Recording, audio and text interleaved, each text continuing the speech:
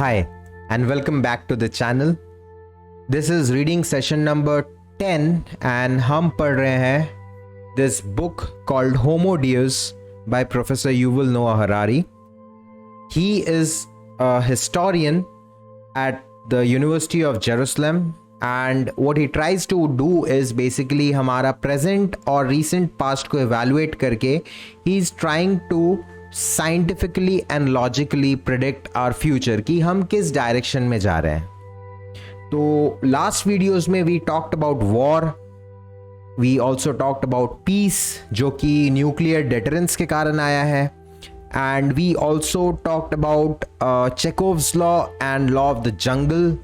हमने कुछ जो नए मोड्स ऑफ वॉरफेयर आ रहे हैं उनके बारे में भी डिस्कस किया, जैसे साइबर वॉर, साइकोलॉजिकल वॉरफेयर, इन चीज़ों के बारे में भी डिस्कस किया. आज हम डिस्कस करने वाले हैं टेररिज्म के बारे में.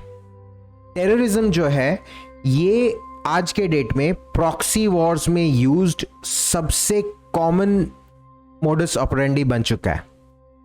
तो टेररिज्म के बारे में भी बात करना बहुत ज़रूरी हो जाता है क्योंकि हमारा देश भी टेररिज्म का one of the major victims रहा है.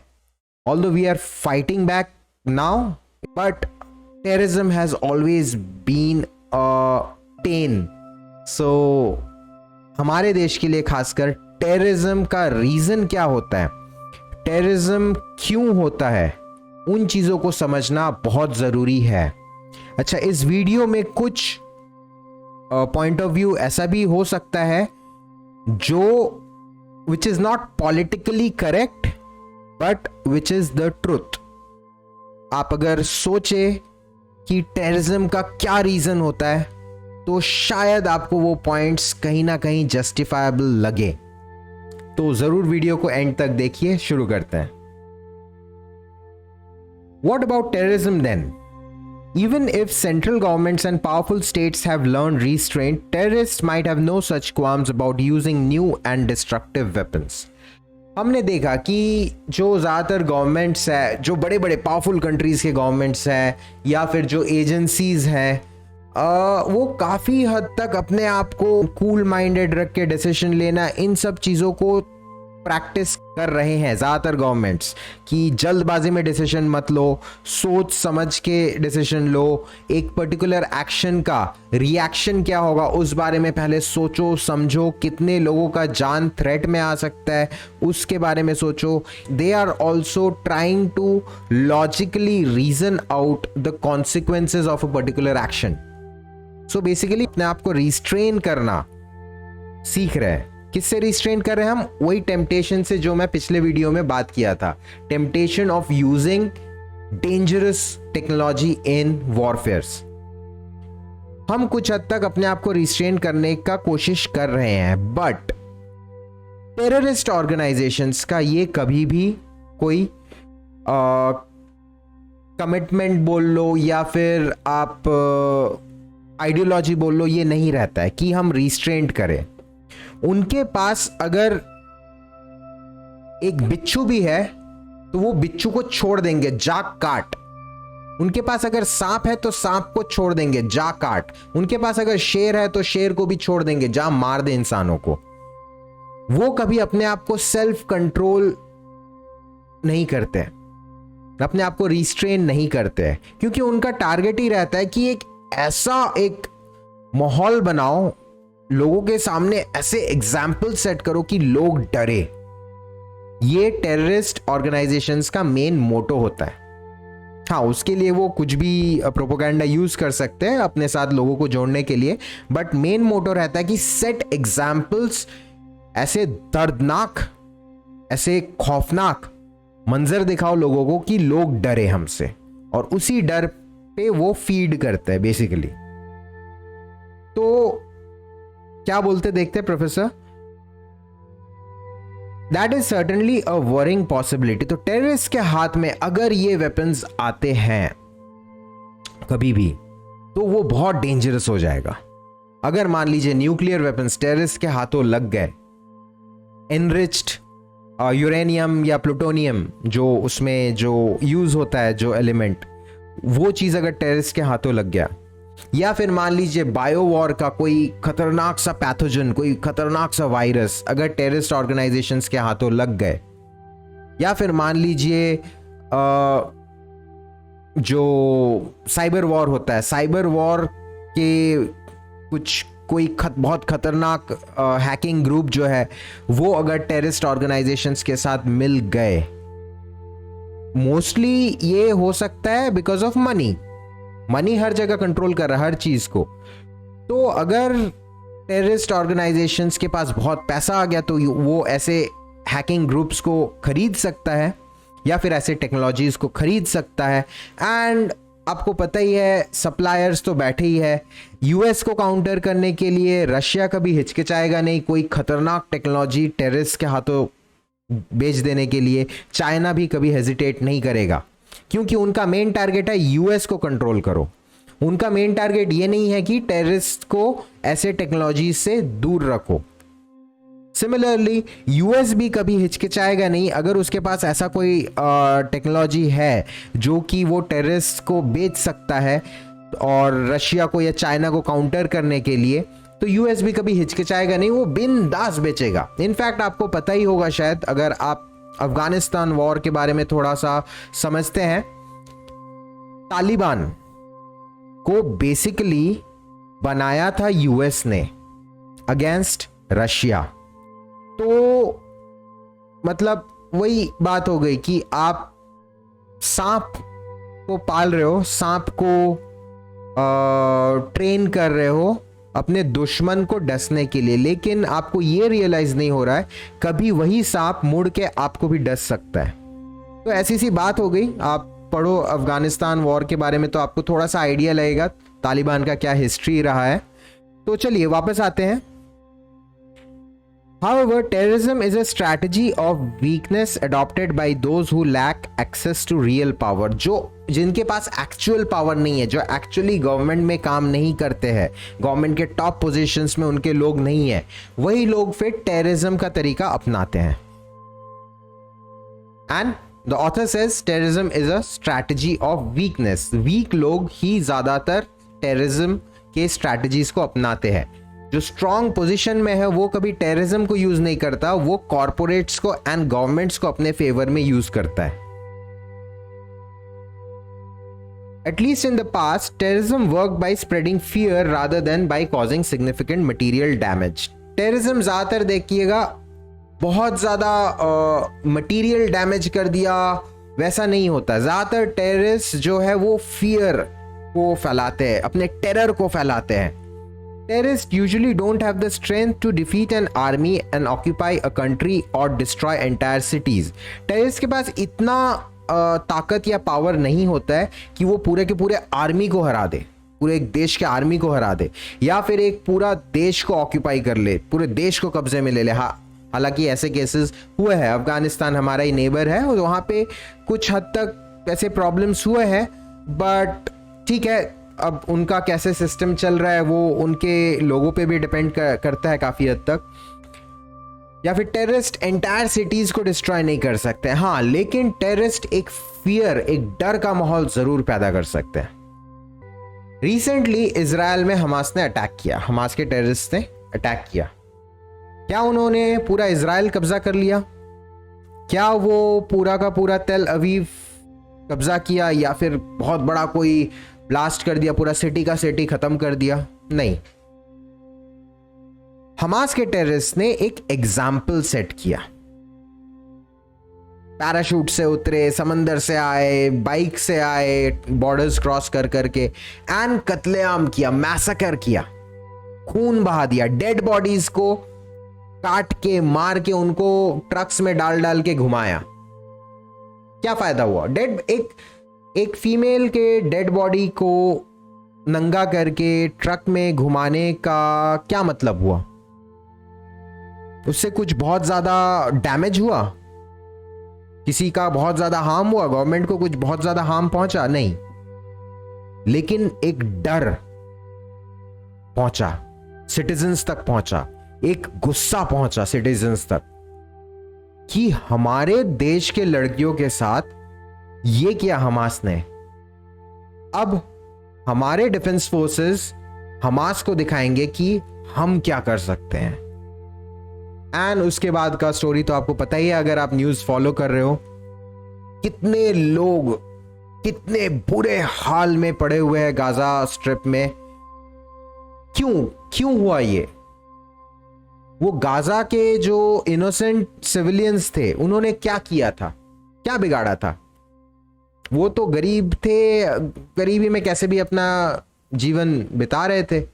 बट हमास के एक्शन के कारण इजरायली डिफेंस फोर्सेस ने जब ऑफेंसिव स्टार्ट किया, गाजा को हेल बना दिया। उन्होंने धूल में मिला दिया, जला दिया गाजा को, और उसमें न जाने कितने सिविलियंस मर गए। और अब जो सपोर्टर्स है, हमास सपोर्टर्स या फिर पैलेस्टीनियन सपोर्टर्स जो भी है, I am with Palestinian supporters basically, कि हाँ ठीक है, इतने सिविलियन कैजुअलिटीज नहीं होने चाहिए थे, इतना बुरा हाल नहीं होना चाहिए था। But I don't have an answer. अगर कोई ज्यू मेरे से पूछे कि ठीक है, तुमको लग रहा है कि पैलेस्टीनियंस के साथ ये नहीं होना चाहिए था, तो तुमको क्या लगता है कि ज्यूज के साथ ऐसा होना चाहिए था जो हमास ने किया उस दिन 7 October? I don't have an answer. नहीं, वो भी नहीं होना चाहिए था यार। बच्चों का सर धड़ से अलग कर दिया गया। 3-3, 4-4 साल के बच्चों के साथ रेप किया गया। ड्रग्स लेके आए थे उनके टेररिस्ट, एंड लड़कियों को दौड़ा दौड़ा के रेप कर करके मारा गया। फैमिली के सामने मां और बाप दोनों को स्लॉटर कर दिया गया। तो ये जो शो ऑफ वायलेंस किया हमास ने, उसके बाद क्या किया हमास? ये शो ऑफ वायलेंस करके गायब। ठीक है, ये बात अलग है कि इजरायली डिफेंस फोर्सेस उनको बहुत अंदर अंदर से खोज खोज के टर्मिनेट कर रहे टारगेट्स को। बट इसका ह्यूमन कॉस्ट देखो यार, जो हमास ने किया उस चीज का पनिशमेंट पूरे पैलेस्टाइन को मिला यार। क्या कर दिया तुम लोगों ने अपने लीडर्स की बात सुन के? तुमको इतना आइडिया नहीं था क्या कि इजराइल जैसा देश किस तरह से रिटेलिएट करेगा? मैं तो वहां पे कभी गया भी नहीं हूं, आप तो वहां पे रहते हो, आप तो वहां पे पैदा हुए हो, तो आपको आइडिया नहीं था क्या इस चीज का कॉन्सिक्वेंस क्या होगा?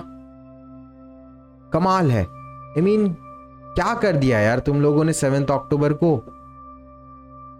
बट एनीवेज, अब वही है, दुनिया 2 पार्ट्स में डिवाइड हो चुका है। एक तो पैलेस्टीनियंस को बहुत सपोर्ट कर रहे हैं, ऑब्वियसली इतने सिविलियन कैजुअलिटीज नहीं होने चाहिए थे पैलेस्टाइन में, हमास का पनिशमेंट हमास को ही मिलना चाहिए था। बट फिर एक ग्रुप ये भी है जो इजराइल को पूरा सपोर्ट कर रहा है। दे आर लाइक कि नहीं, हमास ने जो किया, अब it's now our time to do things our way, तो we are doing things our way. तो ऐसा एक सिचुएशन बन गया, आप किसी एक को पूरी तरह से गलत नहीं ठहरा सकते।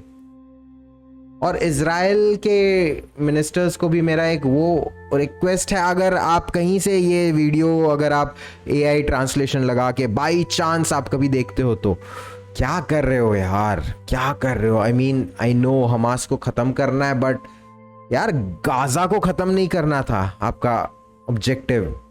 And obviously this was a big failure on your part as well. Mossad का बहुत बड़ा इंटेलिजेंस फेलियर था, एक्सेप्ट इट। अपने फेलियर को छुपाने के लिए आप लाशों का ढेर लगा दो, that is not how things work. तो ठीक है, अब आपके एरिया का प्रॉब्लम है तो थोड़ा संभालो। But anyways, coming back to the book, whereas in 2010 obesity and related illness killed about 3 million people। अब कंपेयर कर रहे हैं हम टेररिज्म कितना बड़ा, एक्चुअली वो कितना बड़ा मुद्दा है, उस चीज को कंपेयर कर रहा है ऑथर। 2010 में ओबेसिटी, मोटापा, 3 मिलियन लोगों को मार दिया। मोटापा या मोटापा से रिलेटेड हार्ट डिजीजेस, शुगर वगैरह जो भी होता है। 2010 की बात है ये, आज से 14 साल पहले की। 3 मिलियन, 30 लाख लोगों को मोटापा से या मोटापा से रिलेटेड डिजीजेस से मरना पड़ा। terrorists killed a total of 7,697 people across the globe, most of them in developing countries. खुद आप नंबर को कंपेयर करो, मोटापा से मरे 30 लाख लोग, टेररिज्म से मरे 7,600 लोग. Just compare the two numbers, 7,600 and 30 lakh. तो आपको समझ में आ रहा है कि टेररिज्म कितना छोटा मुद्दा है, मोटापा कितना बड़ा मुद्दा है, कितने जाने ले रहे हैं ये दोनों चीजें. बट फिर भी टेररिज्म हमेशा हेडलाइंस में आ जाता है, मोटापा हेडलाइंस में नहीं आता. रीजन क्या है? जो टेररिस्ट का टारगेट है. डर फैलाओ. और मीडिया को भी पता है कि ऐसे वीडियोस, आप मोटापा के वीडियोस देखोगे, मैं 2 मिनट में चैनल चेंज करके क्या दिखा रहा है हटा. लेकिन टेररिस्ट अटैक के वीडियोस दिखाओगे, जैसे इजराइल में हुआ था, उन वीडियोस को बार बार हमने, वो 5-5 सेकंड के वीडियोस को यार लूप में चला के रख देते हैं न्यूज चैनल्स में. देखिए दर्दनाक मंजर, देखिए. तो 5 सेकंड के वीडियो को आप अगर दिन में 200 बार लूपिंग कर रहे हो, अब वो चीज हमारे मन में, और हम देखते रहते हैं, हा क्या कर रहा है, हा क्या कर रहा है, क्या कर रहा है, अरे हा देखो कैसे मार दिया. क्योंकि डर ज्यादा बिकता है एज कंपेयर टू सत्य. आ रहा है समझ में? ओबेसिटी इज सत्य जिससे लोग मर रहे हैं डेली बेसिस में. आपके फैमिली में, आपके जान पहचान में, आपके दोस्तों में भी शायद लोगों ने जान दिया है मोटापा के कारण या हार्ट डिजीजेस के कारण. बट टेररिज्म के कारण शायद आपके जान पहचान में किसी ने जान नहीं दिया है. ज्यादातर केस मैं बोल रहा हूं, हो सकता है कोई हो आप में से जिनके पहचान में कोई टेररिज्म के कारण से कोई मरा हो. बट फिर भी हम टेररिज्म से ज्यादा डरते हैं, ना कि मोटापा से. This is human psychology basically. For the average American और यूरोपियन, खासकर अमेरिका एंड यूरोप, क्योंकि एफ्लुएंट सोसाइटीज है तो यहाँ पे जंक फूड का कल्चर बहुत ज्यादा है. बीफ का बहुत कल्चर है. बीफ, जस्ट बीफ नहीं, red meat in general. Red meat में कोलेस्ट्रॉल लेवल्स बहुत ज्यादा रहते हैं, फैट्स बहुत ज्यादा रहते हैं, and they are really really harmful for your heart. तो अमेरिका एंड यूरोप में ऑथर कहते हैं, Coca Cola poses a far deadlier threat than Al Qaeda. क्या बात कही है. कोका कोला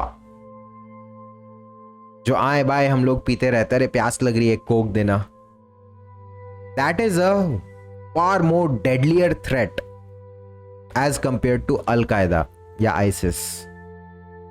30 लाख और 7,600, ये डिफरेंस है.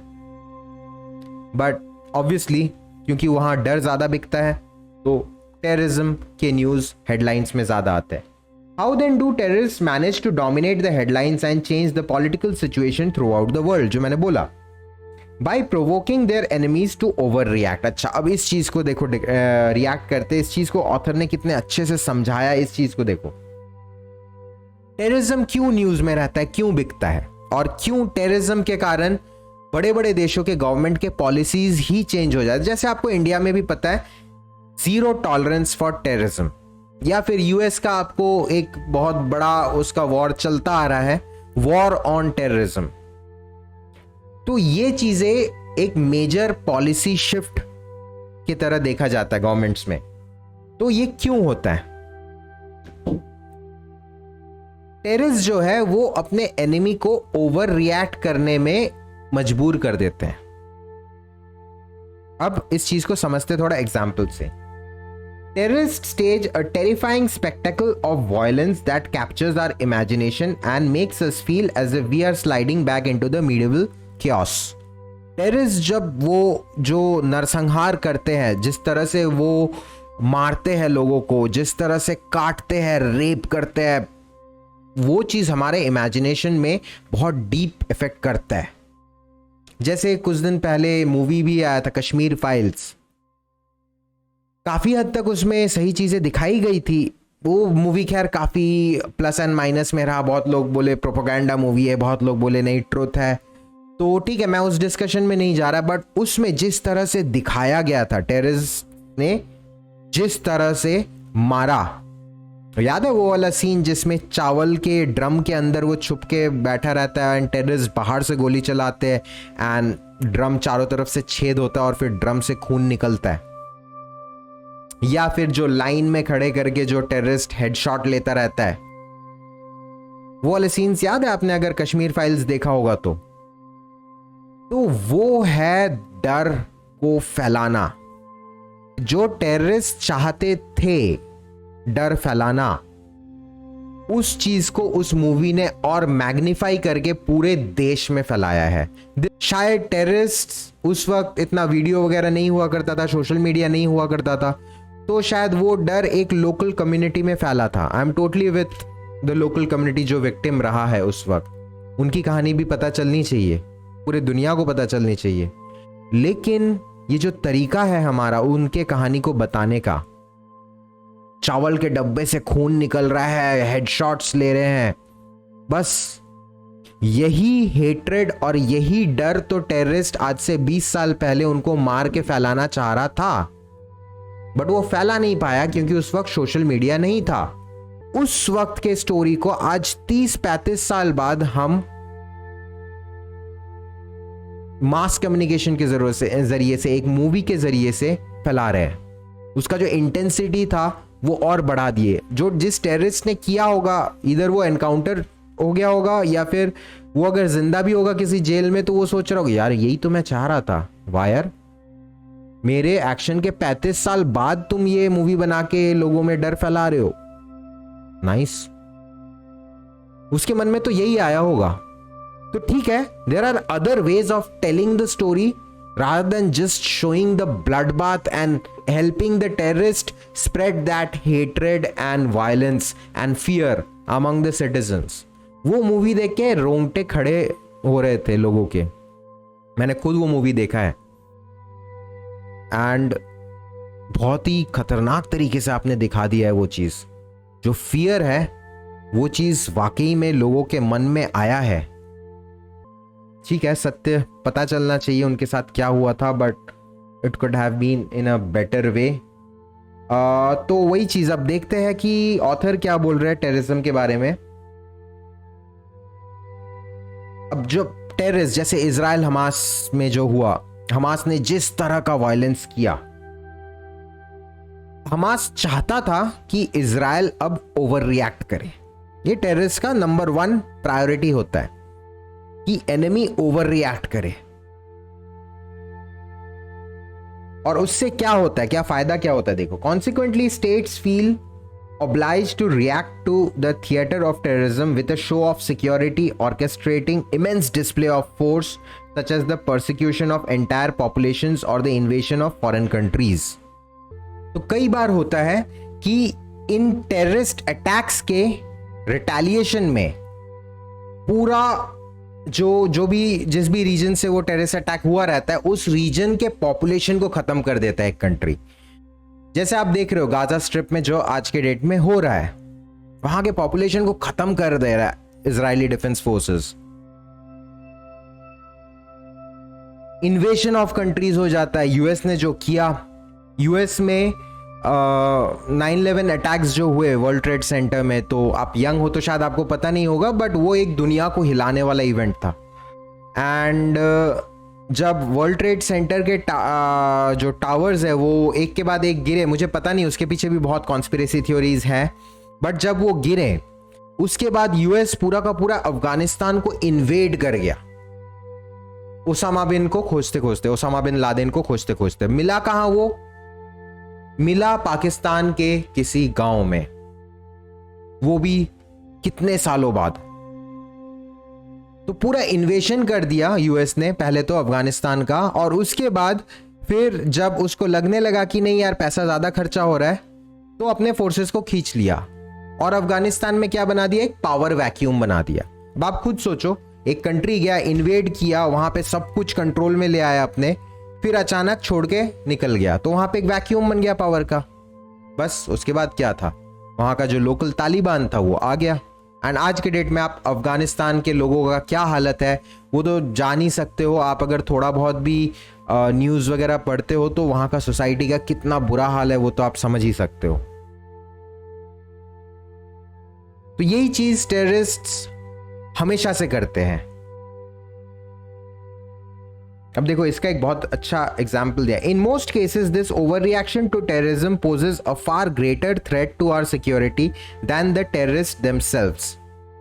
इसका एक बहुत प्यारा एग्जाम्पल दिया। Terrorist are like a fly that tries to destroy a china shop. एक मान लो शॉप है, कांच की चीजें रखी हुई है। अब डिस्प्ले में एक इमेज भी खोल लेते हैं। ये है आपका चाइना वेयर का शॉप। बहुत नाजुक सा होता है, हाथ से थोड़ा सा गिरे तो टूट जाता है चाइना वेयर, ठीक है। अब इतना प्यारा सा शॉप है, एक मक्खी है मान लो, उस मक्खी को इस शॉप में डैमेज करना है। उस मक्खी की इस शॉप के ओनर से कुछ दुश्मनी हो गई। मान लो मक्खी के बच्चे को इस शॉप के ओनर ने मार दिया था। मक्खी को आया गुस्सा। अब मक्खी कैसे बदला लेगा इस शॉप के ओनर से? जाके मक्खी एक कप को भी पलट सकता है क्या? इतना दम नहीं है मक्खी में। एक कप या एक सिंगल प्लेट को भी नहीं गिरा सकता मक्खी खुद से। तो मक्खी क्या करेगा? एक बुल के कान में जाके घुस जाएगा और उसे इरिटेट करेगा। अब terrorists are like a fly that tries to destroy a china shop. The fly is so weak that it cannot budge even a single teacup. So it finds a bull, gets inside its ear and start buzzing. The bull goes wild with fear and anger. अब कान में मक्खी घुस गया है तो obviously bull को आएगा गुस्सा और डर, दोनों लगेगा कि मक्खी यार क्या हो रहा है, ये कान के अंदर क्या घुस गया यार। डर भी है उसके मन में, पता नहीं क्या घुसा है, क्या है इतना फड़फड़ा रहा है कान के अंदर, और गुस्सा भी है, इरिटेशन भी हो रहा है उसको। The bull goes wild with fear and anger and destroys the China shop.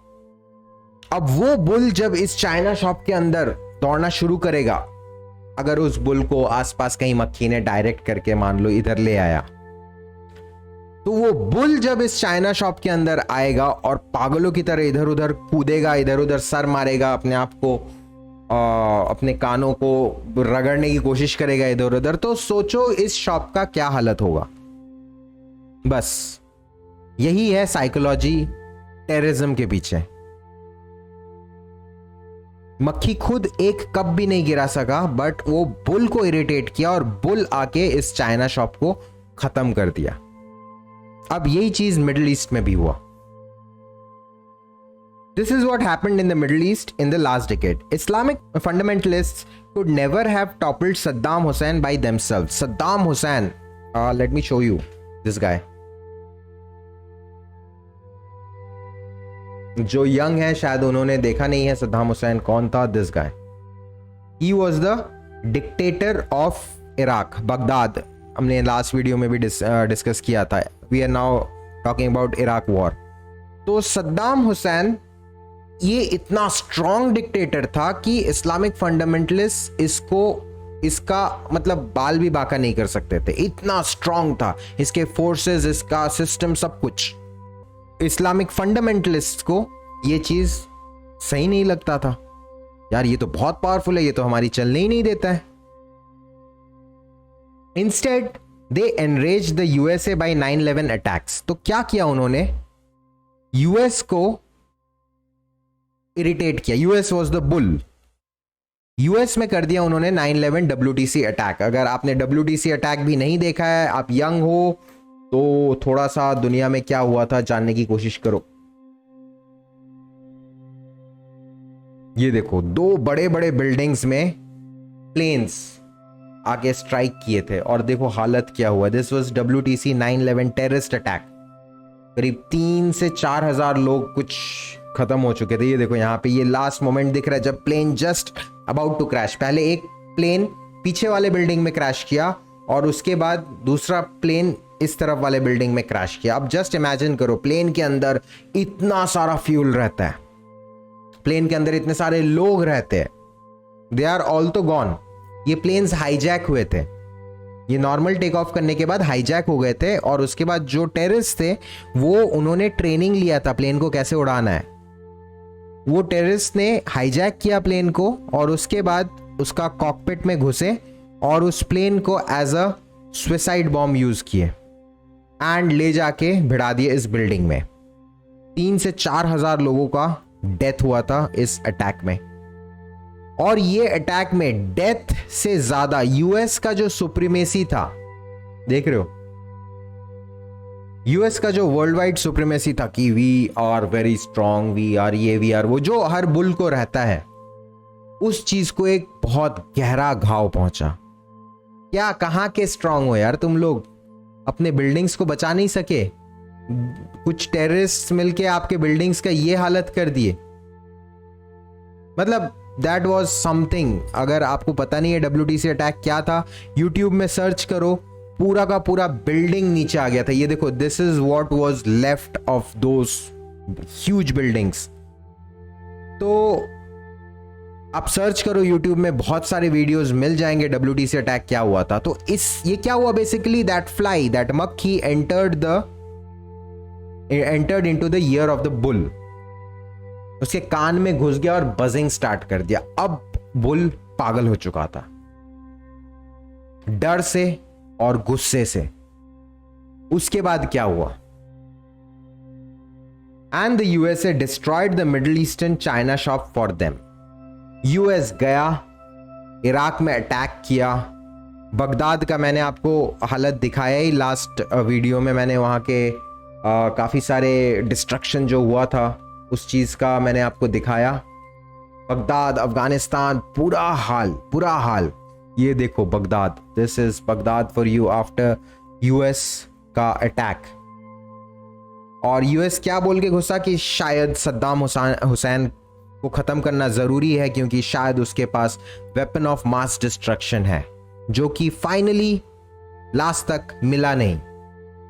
हाँ, तेल बहुत सारा मिला इराक में, जो कि यूएस कंपनीज ने पूरा चूस लिया। तो this is the condition of Baghdad.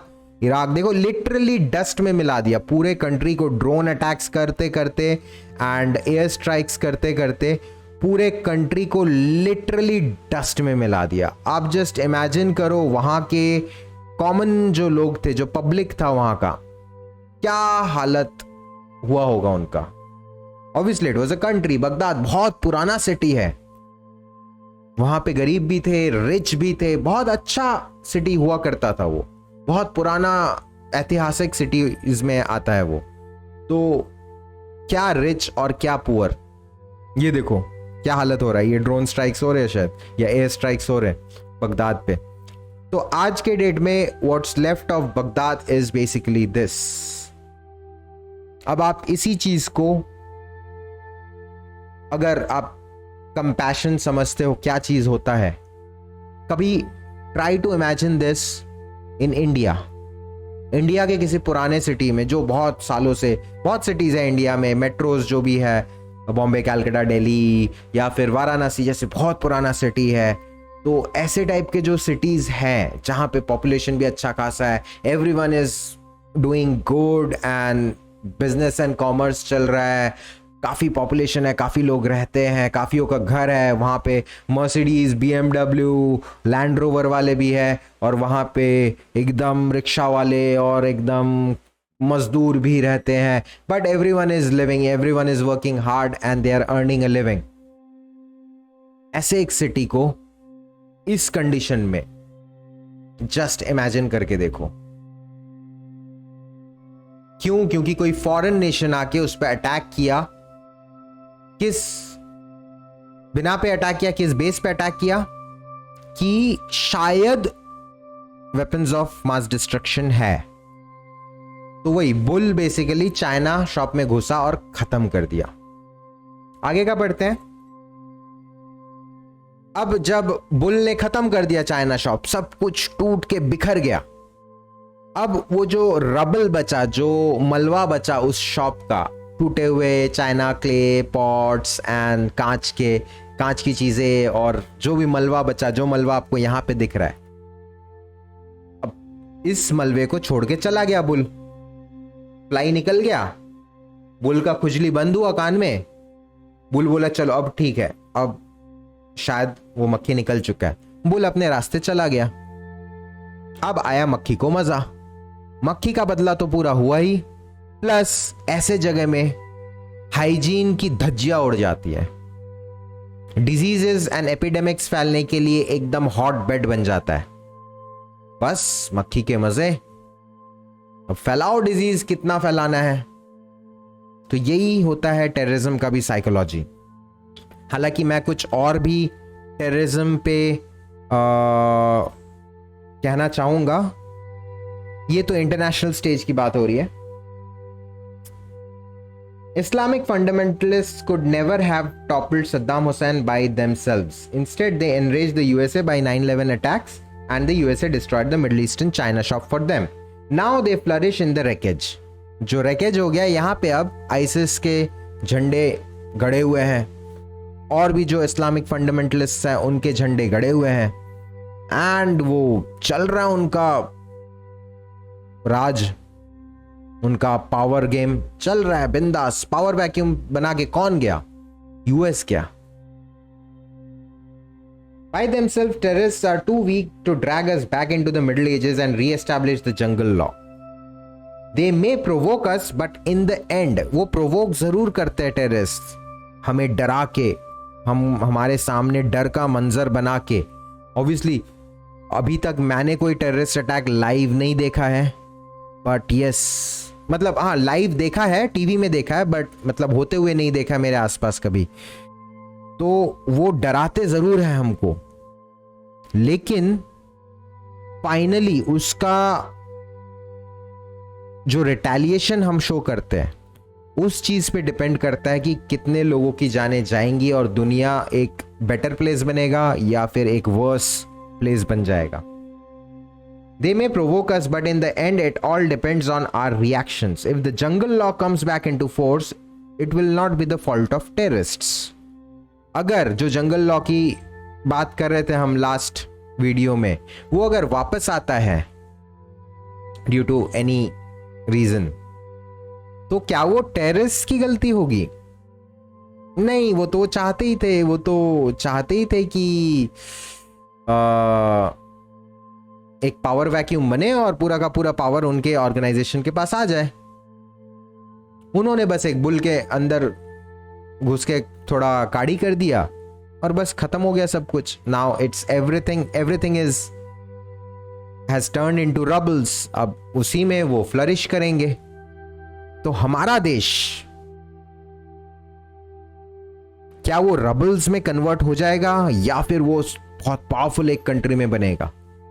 उसकी जिम्मेदारी टेररिस्ट पे नहीं है, उसकी जिम्मेदारी यहां के सिटीजन्स पे है। टेररिस्ट ऑब्वियसली हमें बहुत प्रोवोक करने की कोशिश करेंगे, बट आई जस्ट होप कि हम ओवर रिएक्ट ना करें जैसे इजराइल कर रहा है। ओवर रिएक्शन ना करें जैसा यूएस करता आया है, हम ओवर रिएक्ट ना करें। अभी तक हमारा जो रिएक्शन होता है टेररिस्ट के तरफ, टेरर एक्ट्स के तरफ, बहुत ही कैलकुलेटेड एंड मार्जिनल होता है। This really shows the sensibility of our government and our defence forces. हम लोग सर्जिकल स्ट्राइक्स करते हैं, पिन पॉइंटेड। टेररिस्ट ने यहां पे अटैक किया, इसका रिस्पॉन्स हम इन पर्टिकुलर टेरर बेस कैंप्स में अटैक करके देंगे, और वो अटैक में भी 2 घंटे 3 घंटे 4 घंटे के अंदर हमारे पूरे फोर्सेस वापस आ जाएंगे। टेररिस्ट अटैक किया करके हम पूरा पाकिस्तान पे फुल ब्लोन वॉर छेड़ दिया और उसके बाद न्यूक्लियर में कन्वर्ट हो गया वो न्यूक्लियर वॉर में, तो that will be our fault, that won't be the terrorist fault. तो ये जो बोलते हैं ना, ऐसे बहुत सारे लोग ट्विटर में मिलते हैं, अब ट्विटर क्या एक्स में मिलते हैं। एक टेररिस्ट अटैक होता नहीं है कि इंडिया में, and people are crying like nuclear attack कर दो, पाकिस्तान पे न्यूक्लियर बम चला दो, हम नहीं डरते न्यूक्लियर वॉर से। अबे तुम लोग को पता भी है न्यूक्लियर वॉर क्या चीज हो सकता है, कितना खौफनाक हो सकता है। न्यूक्लियर वॉर कभी बॉर्डर्स तक लिमिट नहीं रहेगा, उसका इफेक्ट विंड जहां जाएगा, हवा जहां जाएगा, वहां तक न्यूक्लियर वेपन का इफेक्ट जा सकता है। कोई न्यूक्लियर वेपन अगर इस्लामाबाद में फूटा, ऐसे मत सोचो कि उसका इफेक्ट सिर्फ इस्लामाबाद में ही रहेगा। अगर हवा साउथ ईस्ट के तरफ चली उसके 1-2 दिन के अंदर, तो वो न्यूक्लियर डस्ट, जो न्यूक्लियर मशरूम बनता है, न्यूक्लियर वेपन जब ब्लास्ट होता है तो उसका एक न्यूक्लियर मशरूम बनता है। इस मशरूम में बहुत सारा रेडियो एक्टिव डस्ट होता है। ये जो मशरूम देख रहे हो, बहुत ज्यादा रेडियो एक्टिव डस्ट होता है जो कि हवा में फैल जाता है। और उसके बाद इस्लामाबाद से हमारा कंट्री पूरा का पूरा साउथ ईस्ट में पड़ता है। उसका जो डस्ट आके हमारे स्टेट्स के ऊपर गिरेगा। हवा, अब हवा की मर्जी है, हवा जहां से जहां चल, हवा को आप नहीं रोक सकते। आप कितना भी बड़ा बॉर्डर बना लो, कितना भी इलेक्ट्रिफाई कर लो बॉर्डर को, आप हवा को नहीं रोक सकोगे बॉर्डर से। तो वहां पे किया हुआ ब्लास्ट का जब रेडियो एक्टिव डस्ट हवा के साथ आके हमारे स्टेट्स में गिरेंगे, पंजाब, राजस्थान, हरियाणा, हिमाचल, जो पाकिस्तान बॉर्डर के पास आते हैं, या दिल्ली या फिर गुजरात, उस एरिया में जब वो रेडियो एक्टिव डस्ट आके गिरेगा और उसमें से जो रेडिएशंस निकलेंगे, रेडियो एक्टिव कंटामिनेशन, जब पानी के सोर्सेज में आके वो डस्ट गिरेगा, किसी नदी में, किसी कुएं में, किसी तालाब में, ऑब्वियसली वो डस्ट हवा के साथ आ रहा है तो डस्ट तो गिरेगा ही ना। तो रेडियो एक्टिव डस्ट अगर पानी के सोर्सेज में गिरा और उस रेडियो एक्टिव तालाब से जब आपका नगर निगम पानी लेके आपके घर में सप्लाई करेगा और जब उस पानी को आप पियोगे, तो वो जो आपको बहुत मजा आ रहा था ना ट्विटर में बोलने में, न्यूक्लियर अटैक कर दो पाकिस्तान पे, वही न्यूक्लियर डस्ट आपके पेट के अंदर, आपके सिस्टम में, आपके खून में आ गया है। इस पूरे चेन को समझो। न्यूक्लियर अटैक मतलब ये नहीं कि इस्लामाबाद में हुआ और वहीं पे रह गया न्यूक्लियर डस्ट। न्यूक्लियर डस्ट हवा के साथ दूर दूर तक फैल जाता है और ऑब्वियसली अगर हम अटैक करेंगे तो वो भी अटैक करेंगे हमारे शहरों पे। कितने शहर है यार बड़े बड़े, दिल्ली, बॉम्बे, बैंगलोर, पुणे, तो वहां पे जब अटैक होगा, वहां पे जब जाने जाएंगी, उसका रिस्पॉन्सिबिलिटी आप लोग ट्विटर में बैठे बैठे, एक्स पे बैठे बैठे। यार एक्स बोलने में ना मजा नहीं आता, ट्विटर ज्यादा बेटर था। उसका रिस्पॉन्सिबिलिटी कौन लेगा? जो लाखों करोड़ों लोग जो उनके न्यूक्लियर रिटेलिएशन से मर सकते हैं। कुछ समझ में आ रहा है दिमाग में, कुछ मतलब मेरी बातें घुस रही है। न्यूक्लियर वॉर ऐसा नहीं है कि आप दिवाली का लक्ष्मी बम ले जाके फोड़ दिए। That is not a Lakshmi bomb, that is a nuclear warhead, nuclear weapon. There is a reason उस चीज को बड़े से बड़े देश यूज करने से कतराते हैं, क्योंकि उसका जो डैमेज होता है वो सिर्फ एक देश में लिमिटेड नहीं रहता है, वो आसपास के 500,000 किलोमीटर में फैल सकता है वो न्यूक्लियर डस्ट। और ये तो मैं एक वेपन की बात कर रहा हूं। इंडिया के पास 160 करीब है, पाकिस्तान के पास 160 है। इसमें से 100 भी अगर चल जाए, 200 वेपन्स भी अगर चल जाएं, पूरा नॉर्दर्न हेमिस्फीयर खत्म हो सकता है। सदर्न हेमिस्फीयर तक, सदर्न हेमिस्फीयर, नॉर्दर्न हेमिस्फीयर आप जानते होंगे, अर्थ के जो 2 हेमिस्फीयर्स है, सदर्न हेमिस्फीयर तक उसका विंड पहुंच सकता है। और जहां पे वो न्यूक्लियर डस्ट गिरेगा वहां पे फसल पूरा बर्बाद हो जाएगा, जल जाएगा, तो खाने की कमी हो जाएगी, पानी कंटैमिनेट हो जाएगा, तो आप पानी नहीं पी सकते क्योंकि सब कुछ कंटैमिनेट हो चुका है, पानी में न्यूक्लियर डस्ट मिल चुका है। और उसके रेडिएशन से फिर धीरे धीरे तिल तिल करके आपको जो स्किन कैंसर होगा अगले 6 महीने, 1 साल, 2 साल के अंदर, उससे जब आप मरोगे तब आपको समझ में आएगा ट्विटर में न्यूक्लियर वॉर कर दो लिखना कितना आसान होता है और रियलिटी में न्यूक्लियर वॉर कितना विभत्स हो सकता है। तो ये न्यूक्लियर बटन दबाए, पुतिन का न्यूक्लियर ब्रीफ केस, ये सब करना थोड़ा छोड़ दो ट्विटर और न्यूज चैनल्स में। न्यूक्लियर विंटर को समझो, जो वो चीज बोलते हैं न्यूक्लियर विंटर, वो चीज क्या हो सकता है। अंदर से डर लगेगा आपको, अच्छा, इसके अलावा मैं डोमेस्टिक जो टेररिस्ट्स हैं उस पर भी कुछ कहना चाहूंगा, क्योंकि इसमें ज्यादातर बुक में इंटरनेशनल स्केल पे इस्लामिक टेररिज्म के अगेंस्ट कहा गया है। अब जो डोमेस्टिक टेररिस्ट है उनका क्या ड्राइविंग फोर्स होता है? जैसे आपको पता है हमारे देश में नक्सलवाद है, उल्फा हुआ करता था, और ऐसे कुछ टेररिस्ट ऑर्गेनाइजेशंस है जो हमारी देश के अंदर है, हमारे देश के लोग हैं उसमें, वो क्रॉस बॉर्डर टेररिज्म में नहीं माना जाता है। तो एक मेजर रीजन एक किसी एरिया में टेररिज्म होने का, जैसे मैं बस्तर के बहुत पास रहता हूं, I stay in Chhattisgarh, and in general Chhattisgarh का इमेज बाकी कंट्री में ऐसा है कि वहां पे तो शायद वही आदिवासी रहते हैं एंड नक्सलिज्म, यही कुछ चीजों के लिए। पीपल डोंट नो कि छत्तीसगढ़ कितना ज्यादा रिच है मिनरल्स में। छत्तीसगढ़ के जंगलों के बारे में नहीं पता है ज्यादा लोगों को। लोगों को क्या पता है? जो मीडिया दिखाता है छत्तीसगढ़ में नक्सलवाद है। अरे नक्सलवाद एक बहुत ही छोटे से एरिया में लिमिटेड है, बस्तर के कुछ डिस्ट्रिक्ट्स है वहां पे लिमिटेड है। एंड वो क्यों आया? नक्सलबारी मूवमेंट जो था वो कहां से शुरू हुआ, ये थोड़ा रिसर्च करो, यूट्यूब में आपको मिलेगा कहां से शुरू हुआ, क्यों शुरू हुआ। एक बहुत ही नोबल कॉज के साथ शुरू हुआ था। आई एम नॉट एन, अब मेरे को अर्बन नक्सल मत बोल देना। नक्सलिज्म शुरू हुआ था एक नोबल कॉज के लिए, लेकिन धीरे धीरे उसमें करप्शन आया, पॉलिटिक्स घुसा, उसमें पैसे का लेन देन घुसा, और उसके बाद जो वो करप्ट होके आज के डेट में जो नक्सलिज्म हो गया है, गांव देहात में नक्सलाइट्स नक्सलबारी मूवमेंट के नाम पे जो कर रहे हैं, दैट इज एक्चुअली टेररिज्म। वैसे ही गांव में लोग गरीब, ऊपर से नक्सल जाके उनको डरा रहा है कि हमारे अगेंस्ट कुछ बोला तो तुम्हें मार देंगे, और फिर पुलिस भी जाके उनको डरा रही है कि हमको अगर नक्सल का खबर नहीं दिया तो तुम्हारा ही एनकाउंटर कर देंगे और बोल देंगे कि तुम ही नक्सल थे। अब गांव वाला क्या करे यार? एक तरफ नक्सल बंदूक दिखा रहा है, एक तरफ पुलिस वाले बंदूक दिखा रहे हैं, क्या करेगा गांव वाला? आप अगर बाहर के स्टेट से देख रहे हो इस वीडियो को तो छत्तीसगढ़ का सिचुएशन समझो, जो गांव में जो लोग हैं उनके ऊपर क्या बीत रहा है। शायद कुछ हद तक ये कश्मीर का सिचुएशन जैसे ही हो गया, एक तरफ आर्मी बंदूक पॉइंट करके रखी है जनता पे, एक तरफ उग्रवादी बंदूक पॉइंट करके रखे है जनता पे।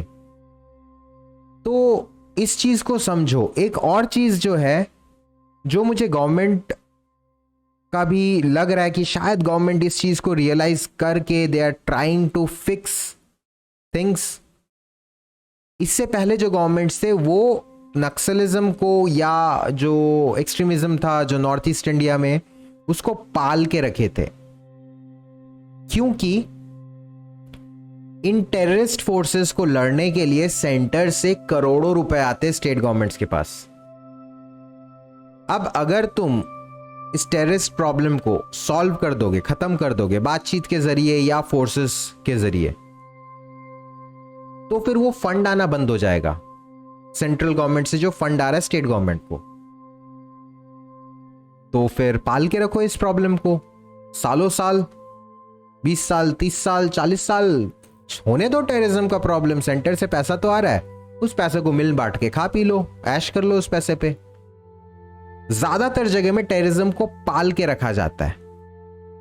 अब ये चीज रियलाइज कर लिया है सेंट्रल गवर्नमेंट ने।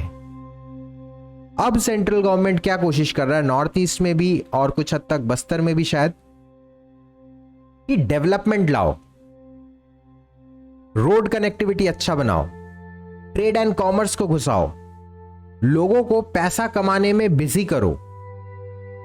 ऑब्वियसली एक इंसान अगर अपना बिजनेस चला रहा है, दिन भर उसको इधर उधर दौड़ना पड़ रहा है सामान के लिए, भले कितना भी छोटा बिजनेस हो, कितना छोटा शॉप हो, उस शॉप में सामान की पूर्ति के लिए इधर उधर दौड़ना पड़ रहा है, एंड उसको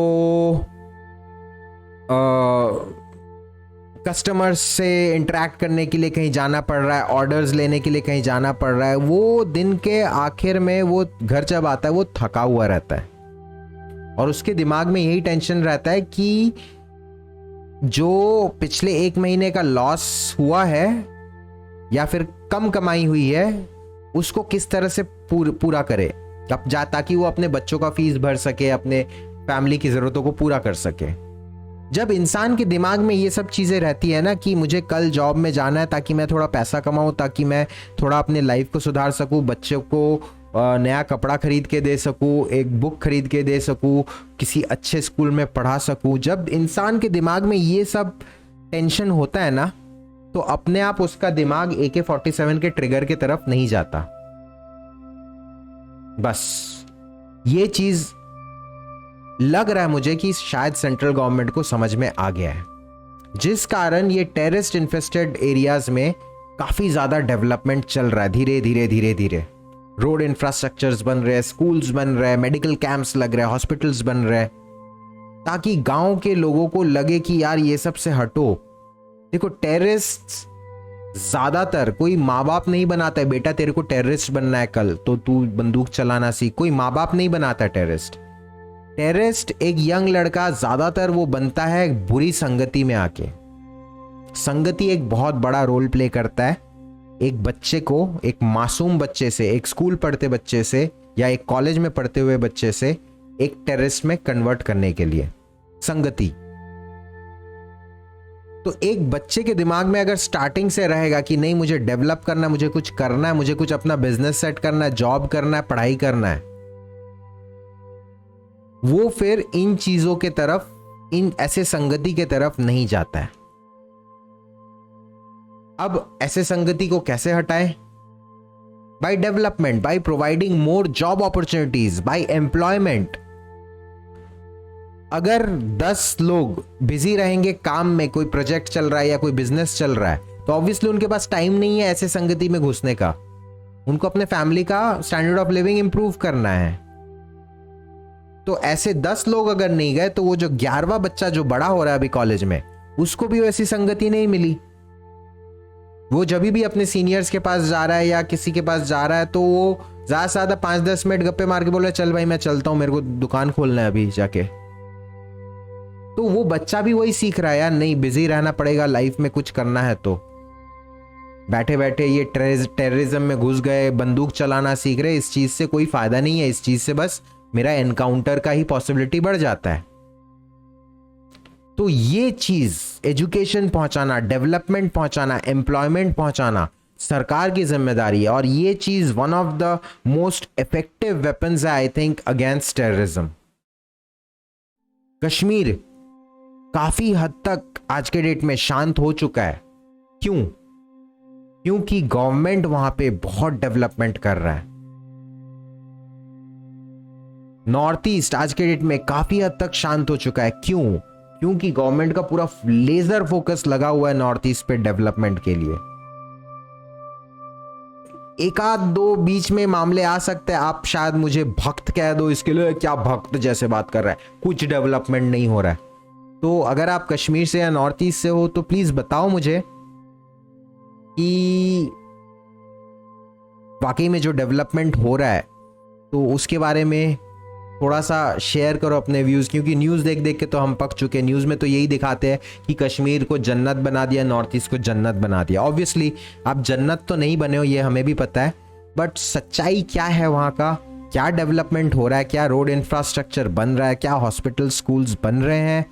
थोड़ा सा हमें भी बताओ। क्या एम्प्लॉयमेंट अपॉर्चुनिटीज़ आ रहे हैं वहाँ पे?